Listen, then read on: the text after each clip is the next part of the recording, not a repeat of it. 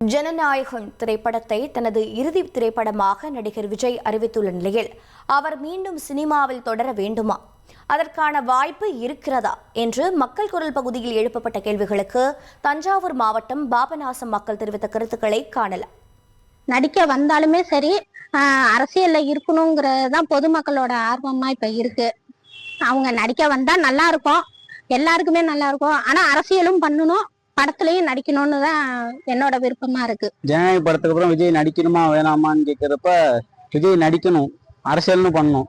அரசியலுக்கு வந்தா விஜய் ஊக்கமா, இளைஞர்களுக்கெல்லாம் ஊக்கமா இருக்கும். விஜய் எப்படி சொல்றது, படமும் நடிக்கணும், சினிமா இதுவும் பண்ணணும், இது அரசியலும் பண்ணணும். தளபதி விஜய் அரசியல் வந்தது கொஞ்சம் இதாக தான் இருக்கு. அவர் மீண்டும் படத்துல இருந்துக்கதான் ரசிகருக்கு நல்லதா இருக்கும். படம் நான் தளபதி ரசிகராக தான் இருக்கேன். அரசியல் வந்ததுல இருந்து நாங்க கொஞ்சம் ஒதுங்கி பண்ணிட்டு இருக்கோம். மீண்டும் படம் எடுக்கணும். அவரு விஜய் அரசியல் வந்திருக்காரு, அரசியலுக்கு திரைப்பட உலகத்தை விட்டு வெளில வந்திருக்காரு. ஜனநாயகங்கிற படத்தை அவர் நடிச்சிருக்காரு. இதுக்கப்புறமும் அவரு அரசியலுக்கு வந்ததை பத்தி ஒன்றும் பிரச்சனை இல்லை.